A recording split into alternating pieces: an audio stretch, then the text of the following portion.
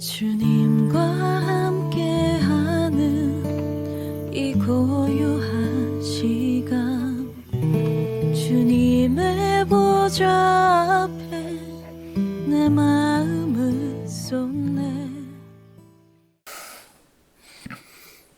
하나님 성도 여러분, 새날 새 아침을 또 맞이합니다. 오늘도 하나님의 은혜가 우리 사랑하는 동부 가족들과 함께 하기를 간절히 바랍니다. 함께 이 시간 기도하겠습니다. 하나님 고맙습니다. 새날을 허락하여 주시고 새날에도 하나님의 은혜 안에서 소망 중에 살아내게 하셔 주셔서 하나님 어디 가든지 누구 앞에 서든지 하나님 백성답게 천국 소망 가진 자답게 살아갈 수 있게 하여 주옵소서.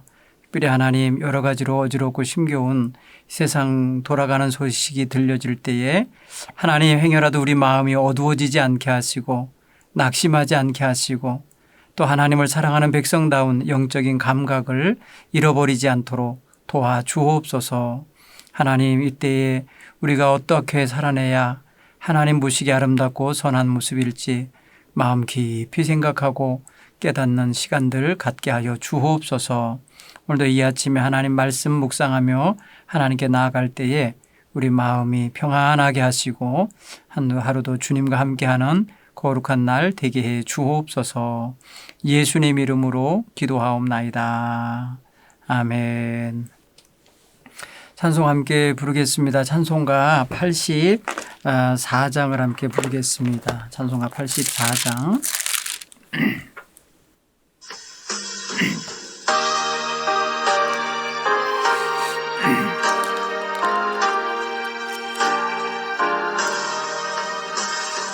세상이 캄캄하여서 잠빛이 없었더니 그 빛나는 영광 나타나 온 세상 빛이었네. 영광 영광의 주, 영광 영광의 주, 밝은 그 빛 내게 비치었네. 영광 영광의 주, 영광 영광의 주, 이 세상의 빛은 오직 주 예수님. 그 말씀을 믿는 사람은 그 마음이 시원하고 그 명령을 준행하는 자 그 길이 환하겠네. 영광 영광의 주, 영광 영광의 주, 밝은 그 빛 내게 비추었네. 영광 영광의 주, 영광 영광의 주, 이 세상의 빛은 오직 주 예수님. 오늘도 빛 대신 주님과 함께 걸어가시는 우리 동부 가족들 되시기를 바랍니다. 죄 가운데 사는 사람은 그 눈이 어려워도 그 죄악을 씻는 날에는 그 눈이 밝아지네. 영광 영광의 주, 영광 영광의 주, 밝은 그 빛 내게 비추었네. 영광 영광의 주, 영광 영광의 주, 이 세상의 빛은 오직 주 예수님. 아멘. 우리 빛 대신 예수님과 함께 살아가며 오늘 하루도 승리하실 줄 믿습니다. 오늘 주신 하나님의 말씀은 마태복음 4장 12절로 25절 말씀을 찾아서 봉독하고 묵상하겠습니다. 마태복음 4장 12절로 25절 말씀입니다. 제가 봉독하겠습니다. 예수께서 요한이 잡혔음을 들으시고 갈릴리로 물러 가셨다가 나사렛을 떠나 스불론과 납달리 지경 해변에 있는 가버나움에 가서 사시니 이는 선지자 이사야를 통하여 하신 말씀을 이루려 하심이라. 일러스되 스불론 땅과 납달리 땅과 요단강 저편 해변길과 이방의 갈릴리요 흑암에 앉은 백성이 큰 빛을 보았고 사망의 땅과 그늘에 앉은 자들에게 빛이 빛이었도다 하였느니라. 이때부터 예수께서 비로소 전파하여 이르시되 회개하라 천국이 가까웠느니라 하시더라. 갈릴리 해변에 다니시다가 두 형제 곧 베드로라 하는 시몬과 그 형제 안드레가 바다에 금을 던지는 것을 보시니 그들은 어부라. 말씀하시되 나를 따라오라 내가 너희를 사람을 낚는 어부가 되게 하리라 하시니 그들이 곧 그물을 버려두고 예수를 따르니라. 거기서 더 나가시다가 다른 두 제자 곧 세베대의 아들 야고보와 그의 형제 요한이 그의 아버지 세베대와 함께 배에서 그물을 깃는 것을 보시고 부르시니 그들이 곧 배와 아버지를 버려두고 예수를 따르니라. 예수께서 온 갈릴리에 두루 다니사 그들의 회당에서 가르치시며 천국 복음을 전파하시며 백성 중에 모든 병과 모든 약한 것을 고치시니 그의 소문이 온 수리아에 퍼진지라. 사람들이 모든 앓는 자 곧 각색 병에 걸려서 고통당하는 자 귀신 들린 자 간질하는 자 중풍병자들을 데리고 오니 그들을 고치시더라. 갈릴리와 데가볼리와 예루살렘과 유다와 요단강 저편에서 건너편에서 수많은 무리가 따르니라. 아멘. 오늘 본문의 말씀은 예수님의 공생애가 시작되어지는 시점을 밝혀주고 있는 말씀입니다.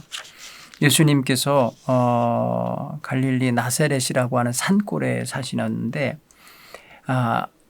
세례를 받으시고 세례 요한과 또 그 제자들과 같은 그런 유다 지역에 계셨었어요. 그러다가 요한이 잡혔다는 말씀을 듣고 갈릴리로 오늘 성경 표현대로는 물러가셨다라고 표현했는데 이제 갈릴리 쪽으로 이렇게 돌아오셨다 이 소리입니다. 갈릴리 해변가 쪽으로 같이 오신 것 같아요. 그리고 13절에 보면 예수님이 이사하신 이야기가 나옵니다. 갈릴리 산골 나사렛이라는 곳에 사시다가 나사렛을 떠나 스불론과 납달리 지경 해변에 있는 가버나움에 가서 사시니 이사 가셔서 거기 사시게 된 겁니다. 예수님의 이사한 장면이 나오죠. 가버나움은 갈릴리 호수의 북서쪽에 위치한 어촌 마을이에요. 성지순례를 가서 보니까 바로 호수랑 인접해 있는 마을이더라고요. 그리고 그 해당터를 가서 보니까 아주 물가에 가까이 있는 곳이었어요. 예수님께서 바로 이제 갈릴리 해변가 마을들에 가까이 가셔서 그곳에서 거주하시며 그곳에 예언되어 있는 말씀, 특별히 이사야 9장 1절로 2절 말씀에 오늘 보면 15, 16절에 인용되어 있는 말씀인데요. 스불론 땅과 납달리 땅과 해변, 요단강 저편, 해변길과 이방의 갈릴리요. 흑암에 앉은 백성이 큰 빛을 보았고 사망의 땅과 그늘에 앉은 자에게 빛이 빛이었도다. 곧 예언자 이사야가 변방 땅, 이방 땅하고 바로 인접하여서 이방인들처럼 취급하는 그런 어떤 소외된 땅에 빛이 임했다고 표현했습니다. 흑암에 앉은 백성에게 빛이 임했다. 사망의 그늘에 앉은 자에게 빛이 임했다라고 예언한 그 예언의 말씀이 그대로 성취되도록 하시기 위해서 그곳에 가서 사시게 됐다는 거예요. 오늘 성경 표현에서 14절에 이는 선지자 이사야를 통하여 하신 말씀을 이루려 하심이라 라고 표현했어요. 곧 예언의 말씀이 예언대로 이루어지는 그런 과정에 들어가신 겁니다. 오늘 성경 가만히 보면은요, 예수님께서 갈릴리 지역으로 이제 완전히 이제 이사 가셔서 그곳에 활동 근거지를 마련하신 것입니다. 여기에는 지금 예수님의 가족 전체가 이사한 게 아니에요. 나중에 예수님의 가족들이 찾아오잖아요.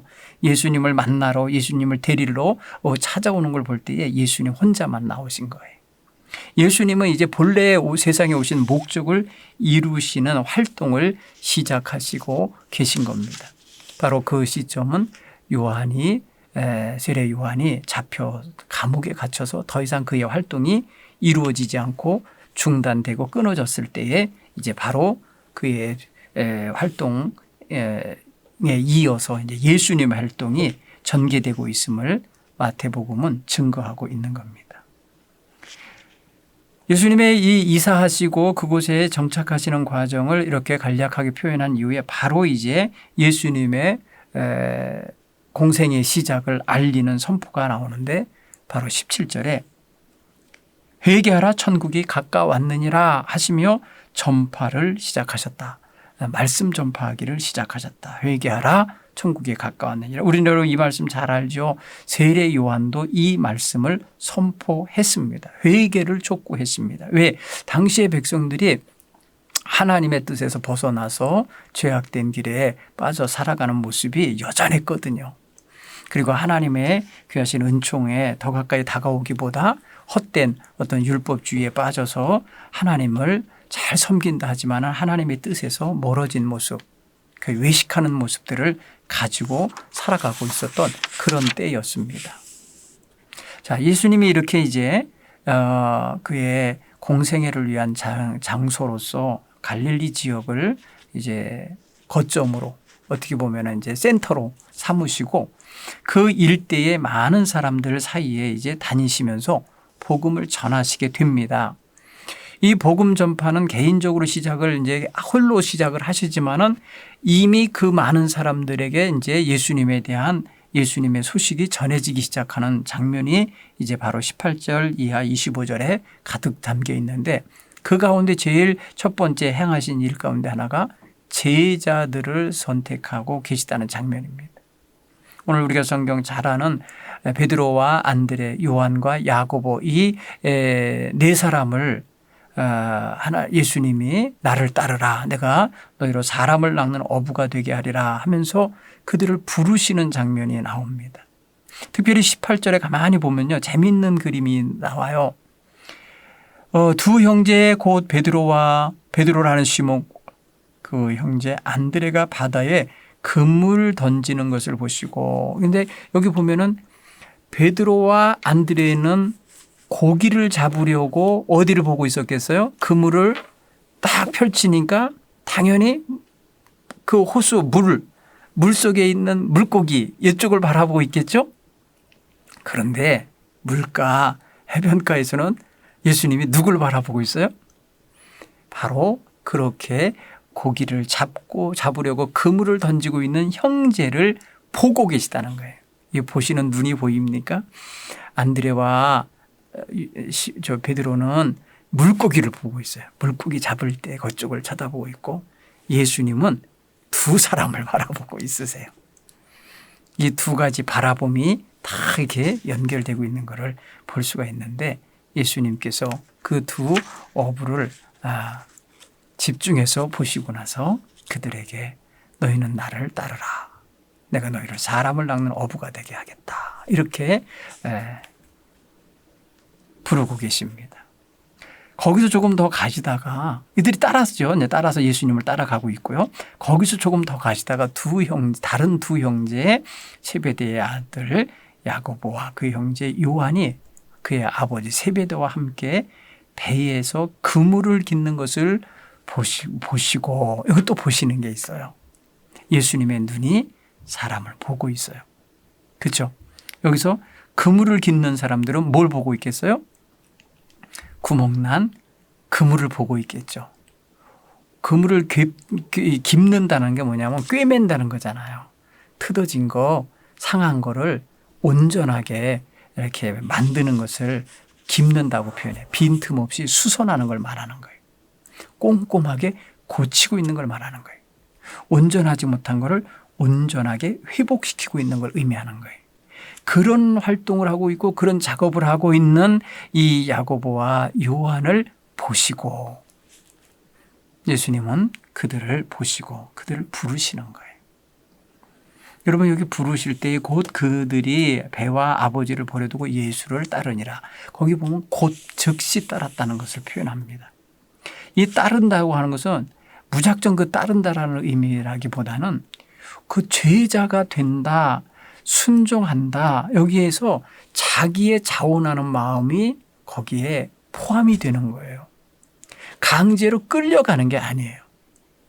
부르심에 대한 응답함으로써의 거기 순종과 따름이 포함되어 있는 겁니다. 여러분 오늘 우리가 주님 앞에 부르심을 받았다라고 할 때는 강제로 도살장에 끌려가는 소처럼 끌려가고 있는 의지 없이 끌려가고 있는 모습이 아니라 우리도 역시 우리의 자원하는 마음과 결단하는 마음과 순종하는 마음으로 따르고 있다는 것을 함께 고백할 수 있어야 되겠습니다. 또한 오늘 예수님께서 공생애를 시작하시는 실제적이고 구체적인 내용이 23절, 24절에 나옵니다.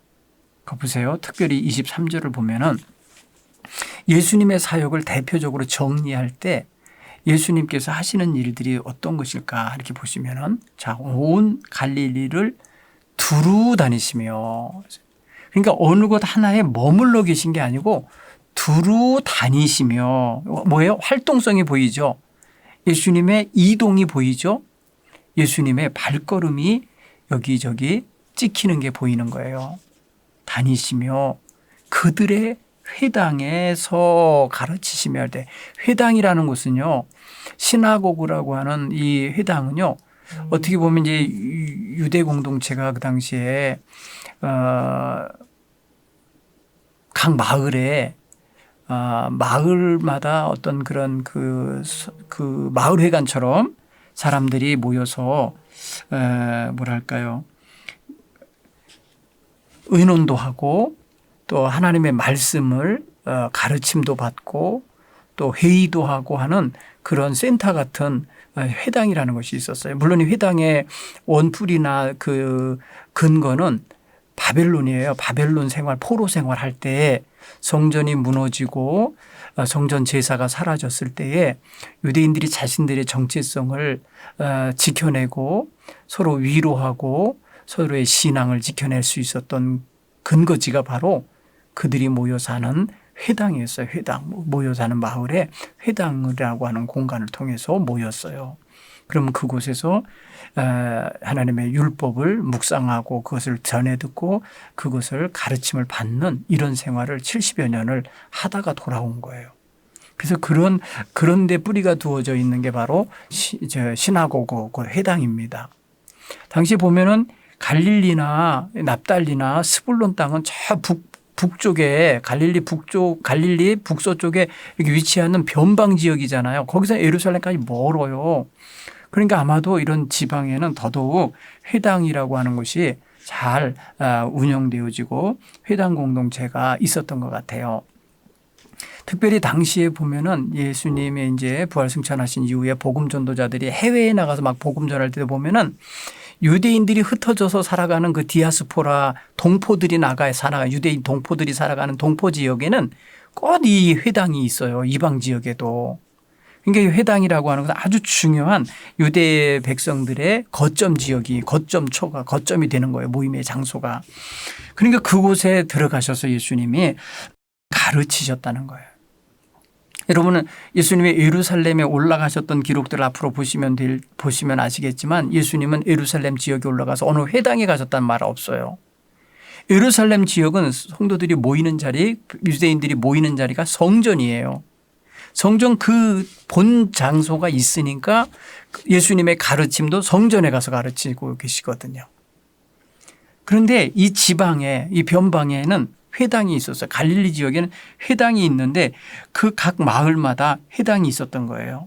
그래서 예수님이 이 갈릴리 온 지역을 두루 다니며 저들의 회당에 들어가셔서 하나님의 말씀도 가르치시고 이거 율법을 가르치시는 거고, 두 번째 복음을 전파하시고, 그리고 백성들의 모든 병 또 모든 약한 것들을 고쳐주셨다라고 해서 치유 사역이 있어요. 치유와 봉사 사역이죠. 자, 여기에 뭐가 있냐면 보세요. 가르치는 디다케라서 교육 사역이 있고요. 복음을 전파하는 캐리그마 선포인 선포의 사역이 있고요. 그리고 백성들의 약하고 병든 모습들을 돌보고 치유해 주는 치유와 봉사 사역이 여기 담겨 있어요. 예수님께서 이런 역사를 이루시는 데에는 곧 한 가지 목적, 곧 하나님 나라를 이 땅에 알리고 하나님 백성으로서의 살아야 될 삶의 법도를 가르치시는 그러한 목적된 삶의 이 일환이에요. 그게 다 모아지는 거예요. 근데 이거를 띄워서 어떤 사람은 그냥 마치 예수님이 치유 사역을 하러 오신 줄 알고 자기네들의 어떤 그런 사역 전체의 초점을 치유에만 목적을 두는 사람들인데 아니에요. 이 시대는요. 더 잘 치유하는 의사들도 있고요. 정신병원도 있고요. 훨씬 더 약이 좋고 막 이러기 때문에 병을 고치는 게 예수님의 주된 사역이라고 착각하게 만들면 안 돼요. 예수님은 하나님 말씀을 통해서 하나님의 뜻이 무엇인지, 그리고 주님이 자기를 통하여 이루시려는 참된 복음의 소식이 무엇인지를 전파하시고 가르치시는 게 바로 하나님의 뜻을 이 땅에 실현하는 일차적인 활동의 내용이었던 거예요. 물론 사람이 육신이 아프고 병들면 영적인 활동이 굉장히 어렵죠. 그랬을 때에 병마에 사로잡히고 귀신에 사로잡히고 고통 중에 있어서 온전하게 삶 자체를 살아갈 수 없는 사람들을 예수님은 온전케 하시는 거예요. 그 목적도 역시 하나님 나라를 받아들이고 하나님의 뜻에 합당하게 살게 하시기 위함이에요. 앞으로 여러분 성경을 읽어가시다가 예수님께서 누구 병자를 고쳐주실 때에 잘 먹고 잘 살아라 하고서 고쳐주신 게 아니고 다시는 죄를 짓지 말아라. 바로 뭐야? 하나님의 뜻과 어긋나는 삶을 살지 말아라 하면서 하나님 뜻에 합당하도록 살아갈 것을 거기에 가르치시잖아요. 그렇죠? 그거 보면 예수님의 치유 사역의 목적도 역시 하나님의 뜻대로 살아가게 하려는 데 목적이 있는 거예요. 이러한 예수님의 활동이 이게 갈릴리라고 하는 소외되고 사람들의 눈에 잘 띄지도 않는 그런 변방에서 이런 일이 벌어졌는데 놀라운 소식이잖아요. 그러니까 이 소문이 오늘 24절 보니까 온 수리아 땅에 퍼졌어요. 그 수리아라고 표현하는 것은 지금의 이제 시리아라고 하는 단어의 우리나라 번역이 성경 번역이 이렇게 되어 있는데요. 당시의 총독이 시리아라고 하는 커다란 지역, 시리아 영역, 그 셀루쿠스 지역이에요. 예대로 옛날 헬라 시대로 말하면은 그 지역은 거의 한 사람에 의하여 다스리던 지역이거든요. 근데 여기에 이제 유대 민족이라고 하는 작은 민족이 그 사이에 끼어 살고 있는 거지, 수리아라고 하는 지역은 바로 그 팔레스타인 전 지역이 다 포함돼요. 그래서 오늘 거기서 거론되는 거 보세요. 갈릴리, 데가볼리, 예루살렘, 온 유다, 요단강 건너편, 이렇게 25절 구체적으로 그 지역 이름이 나오잖아요. 그럼 굉장히 덩어리가 큰 거예요. 갈릴리 지역만이 아닌 거예요. 그렇죠? 갈릴리 호수가 아니에요. 데가볼리는요, 갈릴리의 또 다른 지역이고요. 예루살렘은요, 갈릴리에서 한참 남쪽이에요. 남쪽. 유다는 더 남쪽이에요. 그리고 요단강 건너편은요, 요단강 동쪽을 말하는 거예요. 거라사인 지역 이런 지역 있잖아요. 지금의 요르단 지역 같은 거예요. 그러니까 당시에 온 수리아 땅에 예수님의 소문이 퍼졌는데, 예수님의 소문이 어떤 것이 퍼졌는지 모여든 사람들을 보니까 병자들이 모였어요. 온 누리에 퍼지니까 사람들이 모여오는데 앓는 자들, 각종 병에 걸려 고통당하는 자들, 귀신 들린 자들, 간질병자들, 중풍병자들을 데리고 와서 그들이 고침을 받게 예수님 앞으로 데리고 왔는데 예수님이 다 고쳐주셨다고 성경은 표현합니다. 그러니까 여러분 이런 사람들 당시로 생각하면요. 의료 혜택도 못 받죠. 그런가 하면 가난하죠. 또 변방이죠. 힘들죠. 그러니까 이 병을 치유해 주는 분이 계시다니까 얼마나 많은 사람들에게 소문이 막 났겠어요. 그죠? 좋은 가르침을 가르친다더라, 하늘의 소식을 전해준다라 이렇게 해갖고 소문난 것보다 그 앞에 가면 귀신도 쫓아나가고 병도 고침 받는 데더라 해갖고 어떤 기적과 이사에 대한 이런 소문이 빨리 퍼지잖아요. 사람들의 귀에 그것들이 자극적이잖아요. 더. 그래서 그들이 복음을 듣기 위해서 오거나 하나님 말씀을 배우러 오거나 뭐 하나님의 뜻이 무엇인지 분별하기 위해서 오는 것보다 병을 고침받으러 오는 사람이 많았던 거예요. 그러니까 예수님께서 하나님 말씀을 가르칠 때 나중에 재떠나고 말입니다. 예수님의 그 어떤 본래의 사역에 동참하지 못하는 사람이 많잖아요. 그렇죠? 요한복음 6장 68절인가요? 가보면 그래서 제자들에게까지 너희도 가려느냐 할 때에 제자들이 말하냐 생명의 말씀이 주께 있는데 우리가 어디로 가오리까 하면서 생명의 말씀을 붙잡는 제자들은 남아 있어요. 그런데 이적과 기사를 바라보고 왔던 사람들은 말씀이 참 어렵네. 말씀을 알아들을 수가 없네. 이러면서 말해요. 제 떠났다는 것을 성경은 고발하듯이 말을 합니다. 어쨌든 오늘 성경 표현에서 여러분 예수님의 공생애가 시작되는 장면을 보면은 예수님이 처음에 갈릴리 나사렛이라고 하는 산골 마을 목수로서 활동하시다가 지금 이제 해변가 가버나움이라는 곳으로 이사 오셔서 그곳에서 한 집을 마련하시고 그 집에서 이제 사시면서 하나님이 맡기신 사명 감당하러 온 갈릴리 지역 수리아 지역 다니시면서 복음을 전하셨고 또 가르치셨고 또 환자들을 고쳐주셨다라고 하는 장면을 여러분에게 보게 됐어요. 특별히 여러분 예수님의 이 사역을 통해서 교회가 지금 예수님을 따르는 교회가 그래서 주된 사역으로 하는 게 말씀 선포죠. 그래서 우리 개신교는 특별히 더 천주교는 예전에 특별히 강조점을 둬갖고 성만찬 하는 것을 아주 목숨 걸고 하죠. 그러나 개신교회는 하나님 말씀 선포에 중심을 둡니다. 그래서 예배 때에 말씀 곧 가르치셨던 그 회당에서의 가르치심의 전통을 이어서 하나님 말씀을 설명해 주고 가르쳐 주는 것을 합니다. 그리고 예수 믿고 십자가의 복음을 믿고 구원받는 도를 전하고 있는 거예요. 그래서 회개의 복음 전하고 또 회개의 은총이 무엇이고 회개한 자에게 주어지는 의롭다 하시고 칭의해 주시는 그 은총이 무엇인지를 계속해서 가르쳐 주고 있는 겁니다. 그리고 봉사의 사역으로서 치유 사역과 축기, 그 귀신을 내쫓는 축기 사역을 하셨는데 이것은 굉장히 영적으로 정신적으로 심리적으로 피폐한 심령들을 새롭게 고치시는 것이요 온전케 하시는 사역이셨던 거죠. 여러분 치유 사역을 받았어도 육체적으로 영생하는 건 아니잖아요. 그들은 어느 날인가 나이 들어 늙거나 또 다른 병에 걸려 죽을 수 있는 거죠. 그러나 영적인 치유와 영적인 회복과 영적으로 하나님 앞에서 거듭난 새 생명을 얻게 하는 것은 이것은 죽음을 능가하는 것입니다. 육신의 삶을 능가하는 것입니다. 그런 면에서 교회는 육신적인 것을 추구하기보다는 영적인 주님의 사역을 더욱더 주안점을 두고 따르고 또 사명을 여기고 감당하는 것입니다. 특별히 복음 전파의 사역은 예수님의 사역인 동시에 교회의 사역이고 교회에 속한 우리 지체들인 우리들의 사역입니다. 이 귀한 사역은 교회가 이 세상에 있는 한 계속해서 감당해야 될 사역입니다.